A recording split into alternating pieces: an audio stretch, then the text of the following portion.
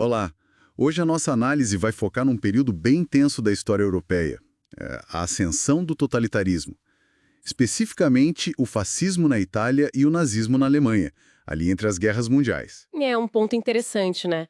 Hoje a gente valoriza a democracia, mas naquela época, na primeira metade do século XX, ela estava sendo muito questionada. Exato. A ideia de estados fortes, com líderes carismáticos, começou a ganhar muita força. Uhum. E a gente vai usar aqui alguns trechos, algumas fontes sobre esse totalitarismo europeu para entender melhor as condições que levaram a isso e, claro, a Segunda Guerra. A ideia é destilar os pontos-chave, sabe? Certo. Entender o essencial desse período tão complexo. Ok, então. Vamos começar pelo cenário pós-Primeira Guerra.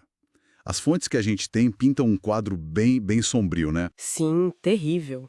A Europa de 1918 estava, assim, devastada. Nações destruídas, dívidas gigantescas, principalmente com os Estados Unidos, e as economias, bom, em frangalhos. E a crise de 29 veio para piorar tudo. Foi a pá de cal, né?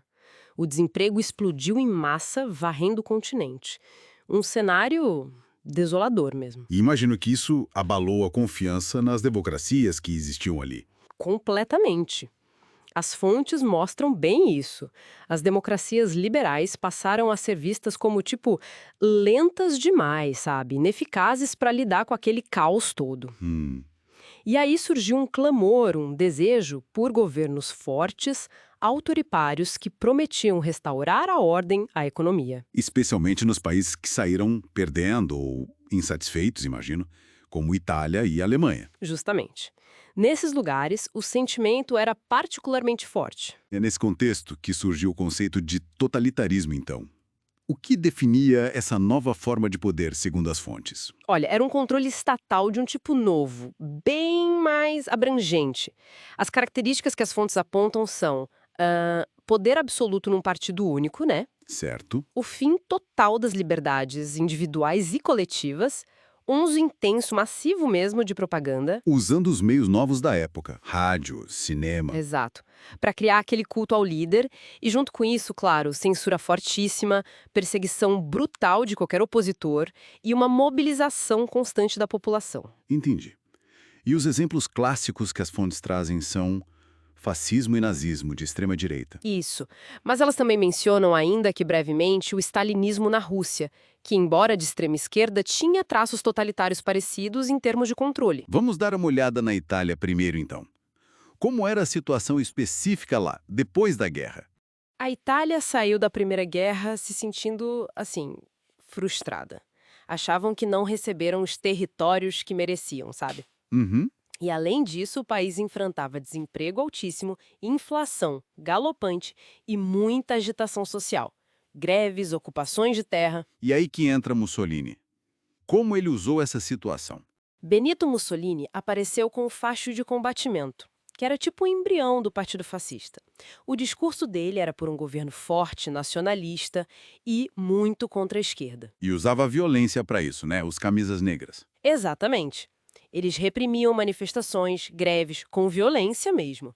E com isso ele foi ganhando apoio de parte da elite, do exército, e o ponto-chave foi a nomeação pelo rei Vítor Emanuel III. E quando chegou ao poder, quais foram as medidas fascistas que as fontes mais destacam? Olha, o controle era total, nomeavam fascistas para os cargos locais, criaram uma polícia secreta óvera, Censura. pesada, na imprensa, em tudo, e uma máquina de propaganda gigantesca para idolatrar o Mussolini, o Duce. Greves foram proibidas, o Estado passou a intervir nas relações de trabalho e investiram em grandes obras públicas. Para aliviar o desemprego e mostrar força, né? Isso, exatamente. Agora, indo para a Alemanha, o cenário lá parece ter sido ainda mais extremo. Sem dúvida. A Alemanha tinha o peso da derrota na guerra, as punições duríssimas do Tratado de Versalhes, a República de Weimar, que veio depois da monarquia, já nasceu muito frágil. E enfrentou crises logo de cara. Sem tentativas de golpe e aquela hiperinflação absurda. As fontes até mencionam a imagem do carrinho de mão de dinheiro para comprar pão, né? Impressionante. E a crise de 29 bateu forte lá também. Brutalmente, falências em série e um número assustador. 6 milhões de desempregados em 1932. Era um terreno fértil para o discurso radical. E como o partido nazista de Hitler explorou isso, O partido dele ofereceu um discurso de salvação, de restaurar a glória alemã. Culpavam inimigos externos, mas principalmente internos. Comunistas e judeus eram os alvos principais. e conseguiram apoio com isso? Sim, de vários setores da sociedade. Tinham as milícias, a SA, para intimidar, e o Hitler já tinha tentado um golpe antes, em 23, e escrito Mein Kampf na prisão, onde ele detalhava toda a ideologia dele. E que ideologia era essa exatamente, segundo as fontes? Era uma ideologia, assim, baseada na submissão total do indivíduo ao Estado. Culto à força, militarismo, nacionalismo extremo. A ideia do espaço vital. Isso, Lebensraum. E o ponto central, talvez, a teoria da superioridade da raça ariana. Que levou diretamente ao antissemitismo. Virulento.